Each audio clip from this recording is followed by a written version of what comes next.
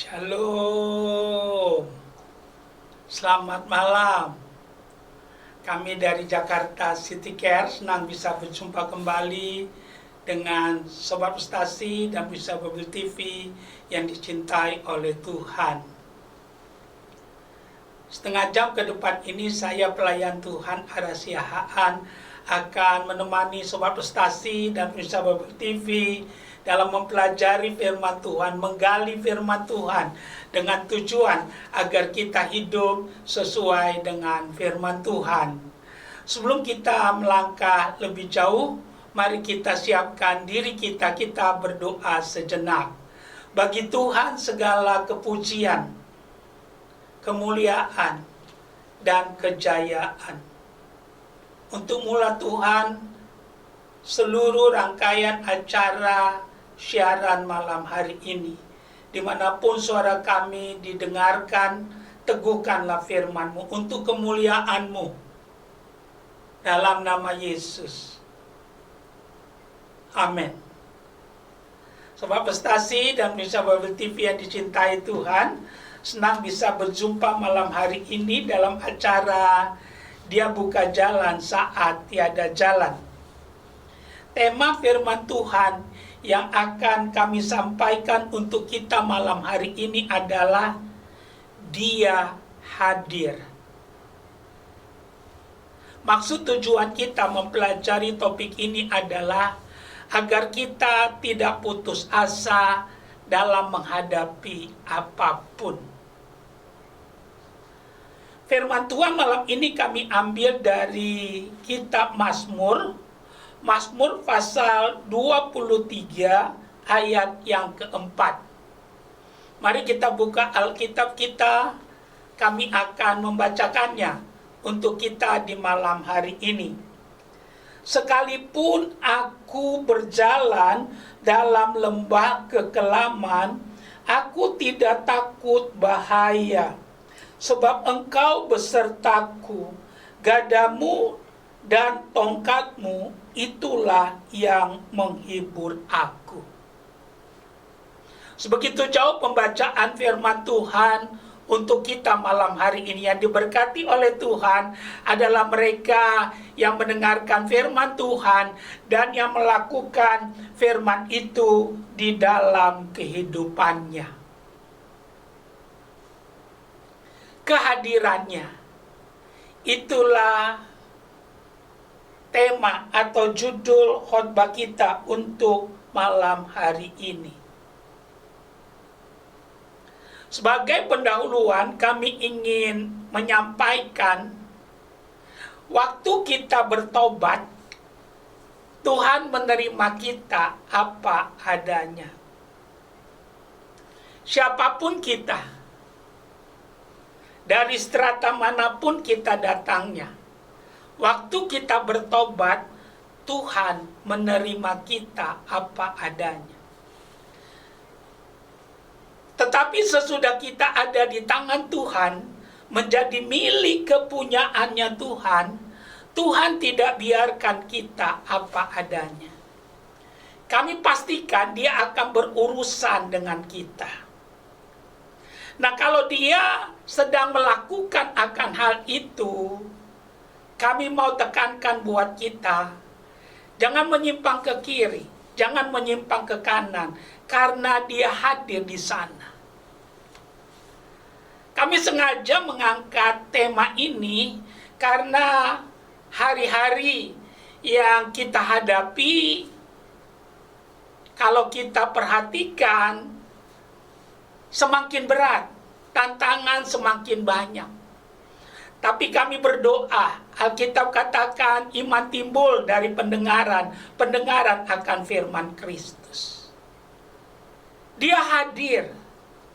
Nah, kehadirannya menjadi jaminan bagi kita.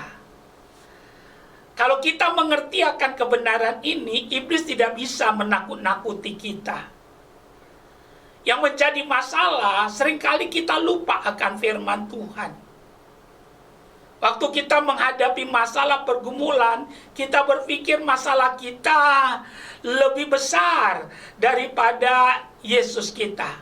Tapi hari ini kami katakan dia hadir dalam segala susah, ya, dalam keadaan duka, dalam keadaan senang, dalam keadaan kegembiraan yang kita hadapi, dia hadir di sana. Nah, kalau itu apa yang terjadi, saudara dan saya akan tetap kuat. Bahkan kita akan tetap memuliakan Tuhan dalam situasi apapun, khususnya di hari-hari yang semakin sulit ini. Menurut kami dan kami percaya hal ini benar. Sesudah kita percaya pada Tuhan Yesus, tidak ada lagi perkara yang terjadi secara kebetulan dalam kehidupan kita. Alkitab katakan rambut kita jatuh satu saja Tuhan tahu. Oleh karena itu kami mau mengajak kita untuk ke depan ini dan seterusnya, kita mesti punya sudut pandang yang alkitabiah. Belajarlah melihat segala sesuatu dari sudut pandang firman. Sesudah kita percaya pada Tuhan Yesus, apapun yang Tuhan izinkan terjadi pasti ada tujuannya dan terukur adanya. Jalani saja hari-hari yang Tuhan berikan. Mulai dengan doa, akhiri dengan doa. Kalau ini yang kita lakukan, hari-hari kita menjadi hari-hari yang berkualitas, di mana nama Tuhan dipermuliakan. Ada 3 hal yang kami mau bagikan malam hari ini, sehubungan dengan tema kita, dia hadir. Yang pertama, Kejadian 39 ayat yang ke-20. Kami ingin kita buka Kejadian 39 ayat yang ke-20. Kami akan membacakannya buat kita malam hari ini. Ayat yang ke-20. Mari kita buka Kejadian 39. Demikian firman Tuhan. Lalu Yusuf ditangkap oleh tuannya dan dimasukkan ke dalam penjara, tempat tahanan-tahanan raja dikurung. Demikianlah Yusuf dipenjarakan di sana. Tidaklah berkelebihan kalau kami berkata kisah tentang Yusuf tidak asing lagi bagi kita anak-anak Tuhan. Kisah tentang Yusuf tidak asing lagi bagi gereja Tuhan. Tapi hari ini kami mau mengangkat dari sisi yang lain, yaitu tentang dia hadir. Bagi kita yang percaya pada Yesus, penjara bukan akhir dari segala sesuatu. Justru kalau kita baca kisah tentang Yusuf, dari penjaralah dia dipromosikan, diangkat oleh Tuhan menjadi mangku bumi. Dan kalau kita baca kisahnya, Yusuf kerja baik-baik di rumah tuannya yang bernama Potifar. Tapi tiap hari dia digoda oleh istri Potifar. Dan tidak pernah Yusuf jatuh pun, tidak pernah Yusuf jatuh satu kali pun. Dan yang terakhir kalau kita baca kasusnya, apa yang terjadi? Dia melarikan diri. Dan bajunya dijadikan barang bukti. Dan akhirnya Yusuf masuk ke dalam penjara. Apa yang kita lihat belum tentu benar. Barang bukti yang ada tidak benar. Betul itu baju daripada Yusuf. Tetapi apa yang terjadi, Yusuf tidak melakukan seperti yang didakwakan kepadanya. Percayalah, Tuhan tahu siapa milik kepunyaannya. Dan dia hadir di dalam penjara. Dan kehadiran Tuhan membuat orang sayang kepada Yusuf. Dan apa yang terjadi, Yusuf punya integritas. Dia tidak mau mempermalukan nama Tuhan. Dia melakukan yang terbaik yang bisa dia lakukan. Dan itu akan berdampak dan menjadi kesaksian di mana keharuman nama Tuhan ditinggikan. Dan dari penjara lah, karena pelayanannya, ya, di mana dia mau baik dengan semua orang, ya, dari penjara lah dia jadi Mangkubumi. Jadi kami mau tekankan buat kita malam hari ini, tangkaplah kebenaran ini bahwa dia hadir. Kami tidak tahu masalahmu apa malam hari ini. Kami tidak tahu pergumulanmu apa malam hari ini. Memang kalau kita mau jujur, hari-hari ini banyak beban, banyak pergumulan. Tapi kami mau katakan dia hadir. Jelas dikatakan Mazmur 23 ayat yang keempat, di lembah bayang-bayang maut sekalipun, dia tidak tinggalkan kita, tapi dia hadir di sana. Dan kami pastikan itu cukup bagi kita, karena di dalam dia tersedia apapun yang kita butuhkan. Oleh karena itu malam hari ini, tangkaplah kebenaran ini. Kami berdoa biar ada iman dalam kehidupan kita, ada tetap pengharapan dalam kehidupan kita. Karena kami percaya untuk kita lah janji itu, untukmu, untukku, untuk keluargamu, dan untuk keluargaku. Dan Alkitab katakan dengan jelas, barang siapa milik Kristus, dia adalah keturunan Abraham yang berhak menerima janji-janji Allah itu. Oleh karena itu tegakkan kepala kita. Yang paling penting, ayo, jadikan firman Tuhan ini jadi pegangan dalam kehidupan kita. Jangan mau didikte lagi oleh dunia ini. Karena hidup kita tidak ditentukan oleh apa yang dunia katakan.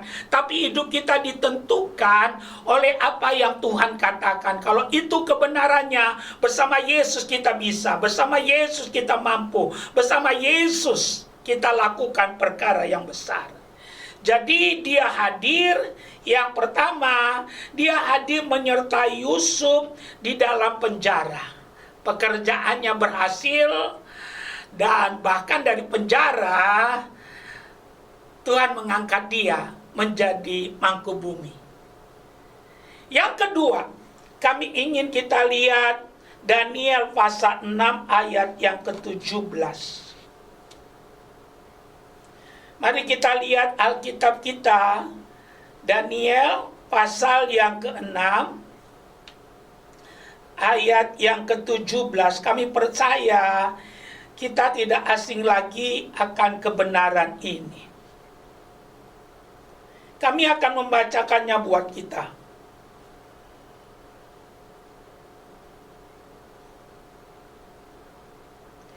Sesudah itu raja memberi perintah, lalu diambillah Daniel dan dilemparkannya ke dalam gua singa. Berbicaralah raja kepada Daniel, Allahmu yang kau sembah dengan tekun, dialah kiranya yang melemparkan engkau. Ayat 18, maka dibawalah sebuah batu dan diletakkannya pada mulut gua itu. Lalu raja mencap itu dengan cincin materainya dan dengan cincin materai para pembesarnya, supaya di dalam hal Daniel tidak dibuat perubahan apa-apa. Luar biasa apa yang dilakukan raja. Bayangin, ya, dibuat materai sehingga tidak ada yang boleh membuka menolong Daniel. Hari ini ada kabar baik buat kita. Waktu depanmu tembok, belakangmu tembok, kiri kananmu tembok, ingat saja. Coba lihat ke atas, kita masih punya Tuhan yang sanggup tolong kita. Dia hadir. Dia hadir bersama dengan Yusuf di dalam penjara. Yusuf berhasil di penjara. Nama Tuhan dipermuliakan. Dari penjara, Tuhan mempromosikan dia jadi orang nomor 2 di Mesir. Dan menjadi kesaksian, nama Yesus dipermuliakan. Demikian juga terhadap Daniel. Luar biasa. Kenapa kami katakan luar biasa? Bayangin, raja membuat materai di batu itu, dan pembesar-pembesar semuanya mencapkan materainya di situ. Tidak ada lagi harapan. Tinggal tunggu waktu. Menurut mereka, Daniel akan mati habis. Tapi apa yang terjadi? Dia hadir. Hadir di mana? Hadir di gua singa itu. Dan tiba-tiba saja gua singa yang diisi oleh Daniel menjadi suasana sorga. Kenapa kami berani berkata demikian menjadi suasana sorga? Karena dia hadir.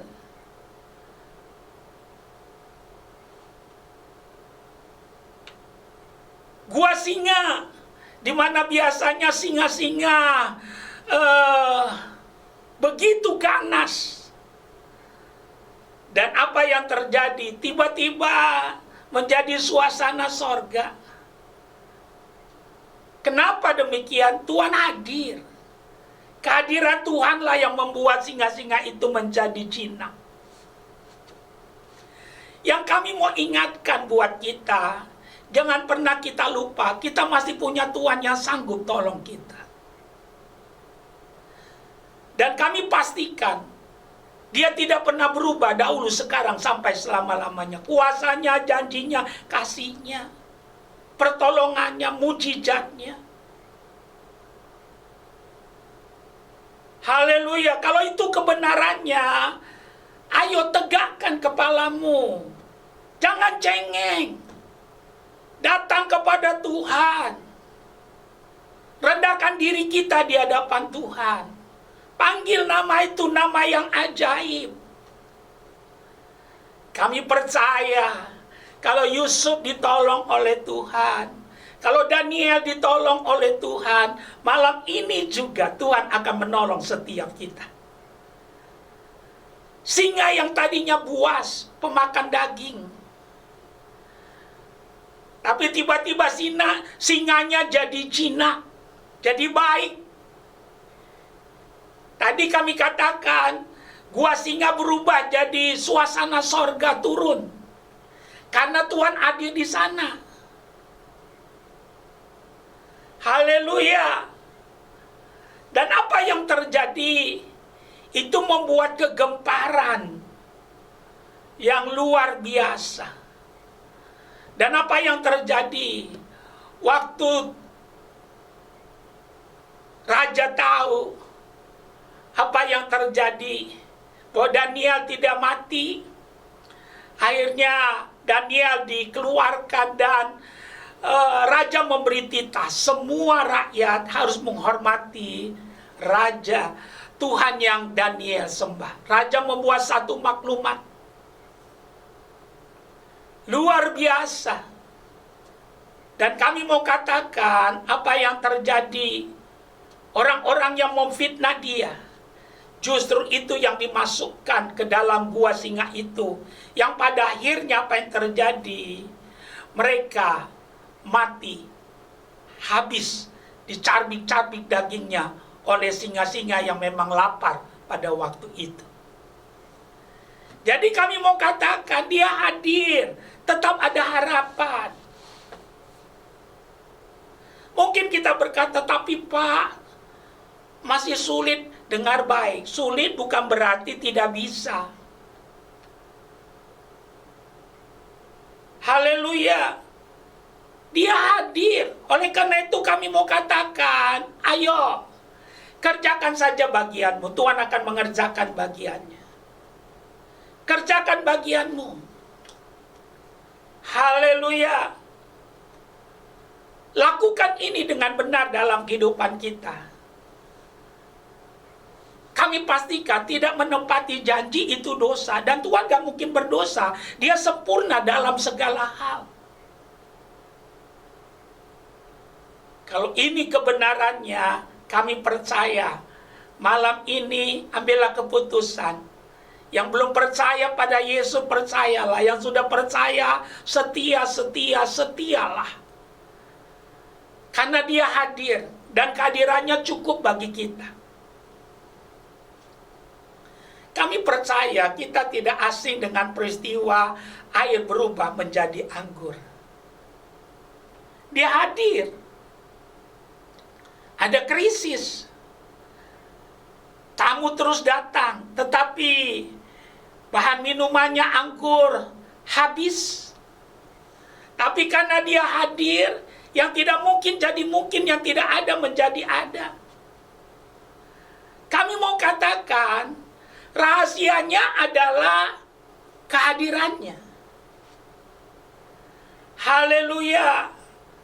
Percaya atau tidak, di luar Tuhan kita nol besar. Tapi bersama Yesus kita lakukan perkara yang besar. Kecil disertai Tuhan jadi besar. Besar tidak disertai Tuhan, nol besar. Contohnya siapa? Goliat. Tapi lihat, Daud disertai Tuhan, mampu, cakap, melakukan perkara yang besar. Nah, yang ketiga yang kami mau tekankan buat kita malam hari ini, mari kita buka tentang Daniel pasal yang ketiga. Daniel pasal yang ketiga, ayat yang ke-19 sampai ayat 21. Ayat yang ketiga, ayat 19 sampai ayat yang ke-21. Demikian firman Tuhan. Maka meluaplah kegeraman Nabukadnezar.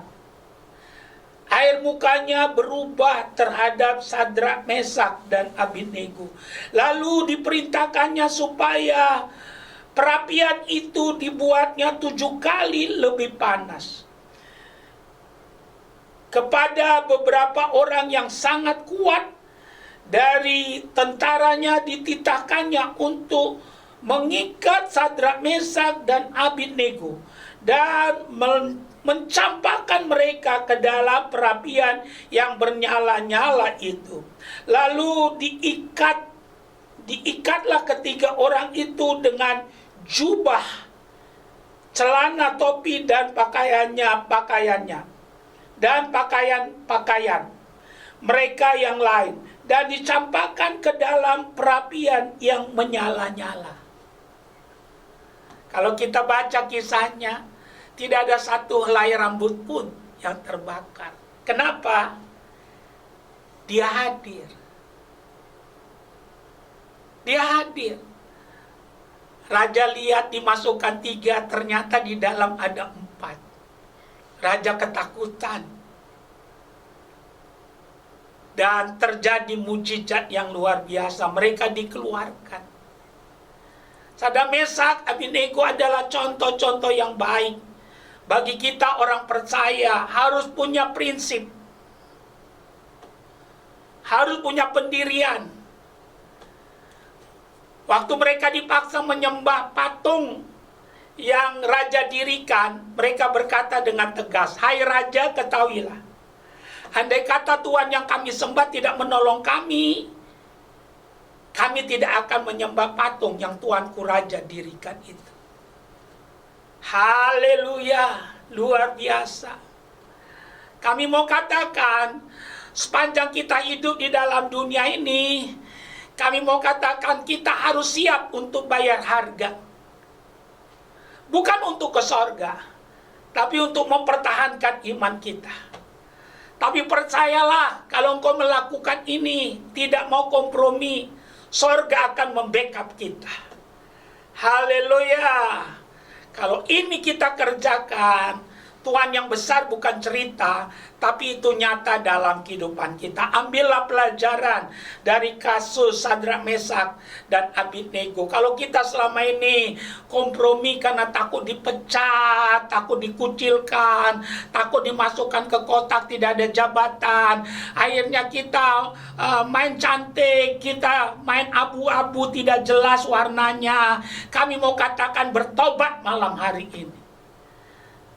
Yesus berkata, apa artinya kita memiliki dunia ini kalau jiwa kita binasa? Di dunia ini kita cuma sementara. Jangan tukar hal yang sudah pasti dengan hal yang tidak pasti. Tirulah Sadrak, Mesak, Abednego. Dia katakan, hai Raja, ketahuilah, andai kata Tuhan yang kami sembah tidak tolong kami tidak akan menyembah patung yang Tuanku Raja dirikan itu. Dahsyat. Kami mau katakan, ke sorga kasih karunia, tapi mengikut Yesus ada harga yang harus kita bayar. Lihatlah orang-orang yang tidak mau bayar harga mengikut Yesus, akhirnya kandas imannya. Ya, kami mau katakan, yang takut kehilangan nyawanya, dia akan kehilangan nyawanya. Oleh karena itu kami mau katakan, di hari-hari yang sulit ini, justru koreksi kualitas kekristenan kita. Kalau kita selama ini masih suka kompromi, mulai hari ini dan seterusnya, kami katakan, ayo siap ikut salib menyangkal diri, siap bayar harga untuk ikut Tuhan. Kalau ini yang kita lakukan, kita akan berdampak dan kita akan menjadi kesaksian. Kami simpulkan firman Tuhan untuk kita di malam hari ini. Dia hadir. Ada 3 contoh yang kami sampaikan tentang dia hadir. Kami berdoa biar firman ini menguatkan iman kita.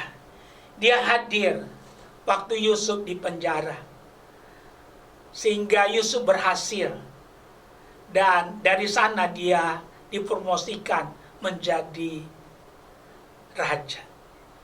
Yang kedua, dia hadir bersama Daniel di gua singa.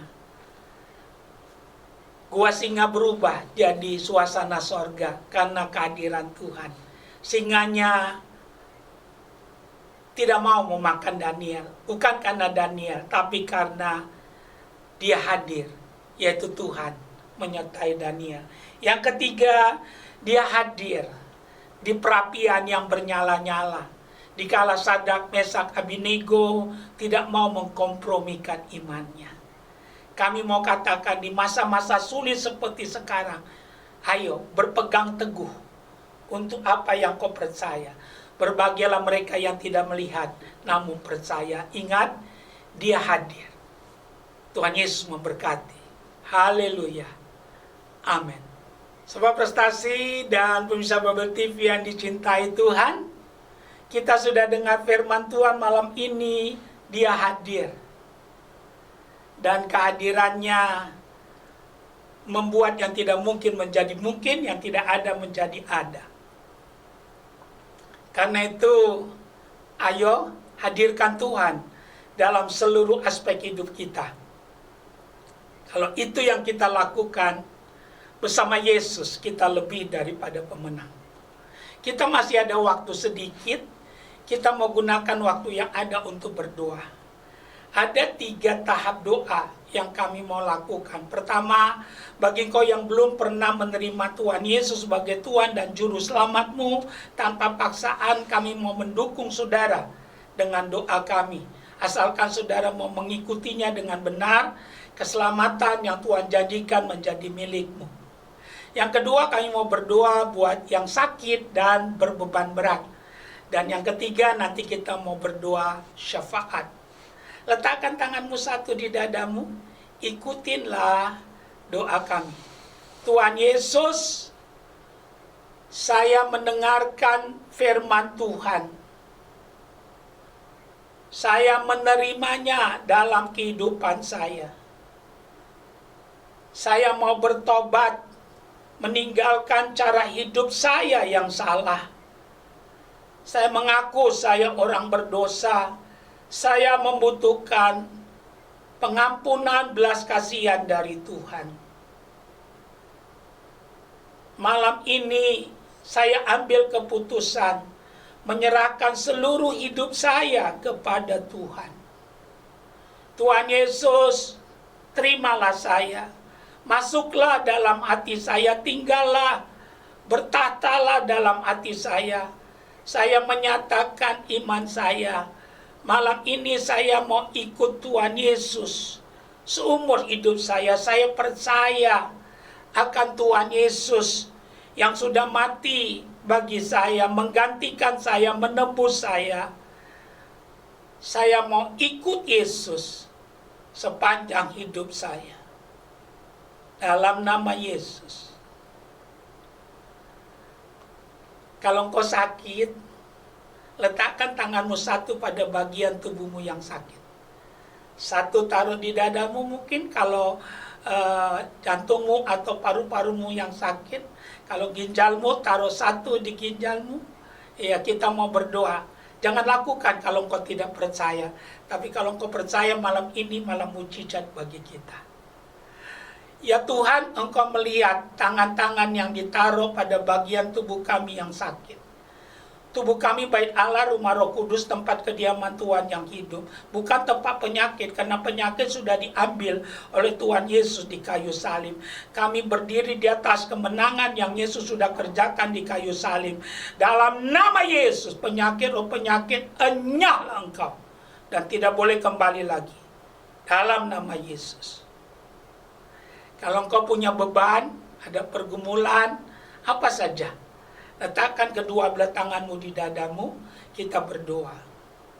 Ya Tuhan, engkau melihat Sobat Prestasi dan pemirsa Bible TV yang punya pergumulan, ada beban, persoalan. Kau yang berkata, marilah kepadaku, kamu yang letih, lesu dan beban berat. Kau berjanji akan memberikan kelegaan. Hamba berdoa di dalam nama Yesus. Tuhan meratakan gunung, menimbun lembah, membuka pintu-pintu yang tertutup. Langit tembaga lenyaplah, hujan berkat turunlah. Terimalah pertolongan kuasa mujizat Tuhan. Turunlah, ya, berkat Tuhan atas hidupmu. Apapun masalahmu, Yesus lebih besar daripada masalahmu. Yesus lebih besar daripada pergumulanmu. Yesus lebih besar daripada penyakitmu. Terimalah itu dalam nama Yesus. Kami mau berdoa untuk Indonesia, dari Aceh sampai Papua, dari Sangir sampai Kupang. Shalom Tuhan turun atas Indonesia. Diberkatilah penduduknya, mata pencarian penduduknya, dan pemerintahannya. Bebaskan negeri kami ya Tuhan dari virus corona, dari penyakit-penyakit berbahaya. Kami mengimani rumah-rumah sakit jadi rumah pemulihan. Kami berdoa untuk kota kami Jakarta, diberkatilah penduduknya, mata pencarian penduduknya, dan pemerintahannya. Kami berdoa untuk gereja Tuhan di bangsa ini, jadikan jadi suara bukan jadi gema. Jadikan gerejamu jadi mercusuar. Kami berdoa buat hamba-hamba Tuhan dari gereja manapun, Tuhan memberkatinya, memberikan kesehatan, dan mencukupkan semua keperluan pelayanan mereka. Kami berdoa buat Panorama Suryo Pranoto yang jadi partner kami. Tuhan memberkatinya, naik bukan turun. Kami berdoa untuk mereka yang menyaksikan acara ini, siaran ini melalui media apapun. Tuhan pulihkan, berkati, ada iman yang Tuhan impartasikan. Kami berdoa biar berkat Tuhan turun atas hidupmu. Bagi engkau yang di LP, yang di rumah sakit, dimanapun engkau berada, mungkin sedang bekerja, penghiburan yang sejati, perlindungan yang dari Tuhan menyertai hidupmu. Dalam nama Yesus. Amin.